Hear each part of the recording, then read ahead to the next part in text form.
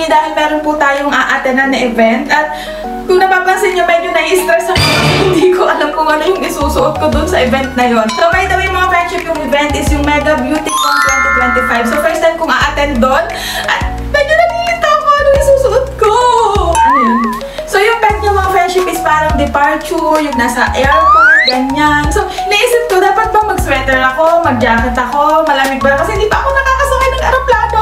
So naisip ko mga friendship, ang isusuot ko na lang is yung gusto kong isuot kapag sasakay ako ng aeroplano or kaya naman kapag pupunta ako ng airport. So ito mga friendship, nabili ko lang to sa ukay. Kita yung tela niyan, ayan. Feeling ko perfect na to. Pero mga friendship, bukas kasi yung ganyan niya. So meron akong inihanda dito.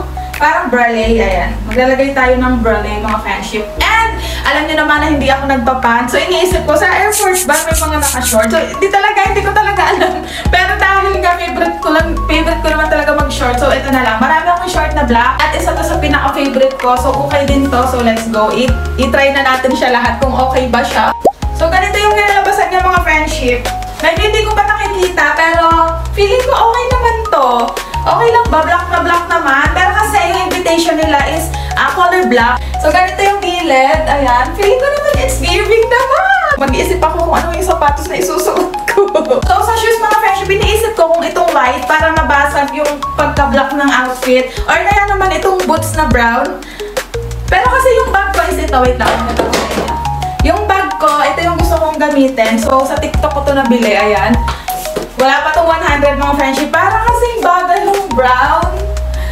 Wait lang, sukat ko yung brown. Feel ko yung brown talaga eh. So, ganito siya mga friend pag yung brown.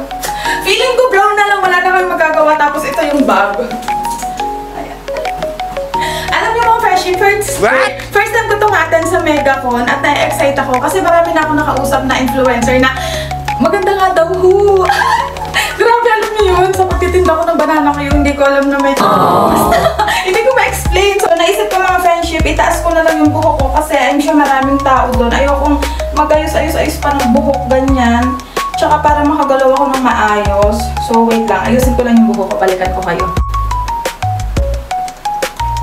Okay, malapit na tayong matapos mga friend. Ganito na yung itsura niya. Wait lang, mag-makeup muna tayo ng medyo slight lang, mabilisan lang. Lagay lang tayo ng moisturizer, ayan. So, as usual, Biotin. Huwag natin kalimutang maglagay ng moisturizer mga friend. Sunscreen from Beauty Love, ayan.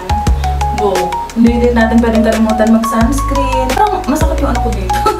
Maglalagay na lang ako ng face powder mga friendship. So, this is from Careline mga friend. Hindi na ako magpo-foundation. Face powder na lang. Pero alam nyo, feeling ko, dapat mag-ano ko mag-makeup ako, magpaganda ako, ganyan. Pero, parang nahihiya ako.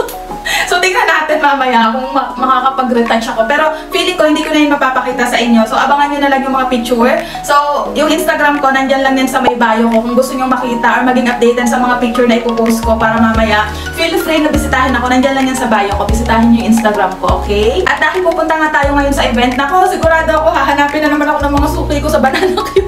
Wait lang, magtatrabaho po muna ang inyong hustle queen. At thank you po sa mga bumibili ng banana queue ko, sa mga nanonood ng mga video kahit hindi ko kayo kilala, diba? Sa mga nagla-like, sa mga nag-share kahit hindi ko kayo kilala.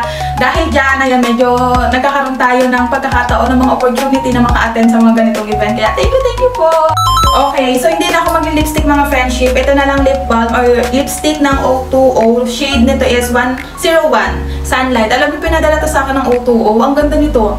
Ang ganda nitong gamitin. Like, di ba kapag yung regular na lipstick yung ginagamit natin, pwedeng magbakbak yung mga labi natin. Ito hindi mga friendship kasi nakaka-nourish, nakaka-moisturize to ng labi mga friendship. I-try nyo to. Nandyan lang yan sa mga video ko. Hanapin nyo lang. O2O 01 Shade Sunlight. Wait lang, ayusin lang natin ng konti ang ating kilay. Ayan. So, dito naman mga friendship, gamit ko is itong fluffy eye pencil and gel tint ng Sales Lady. Ayan.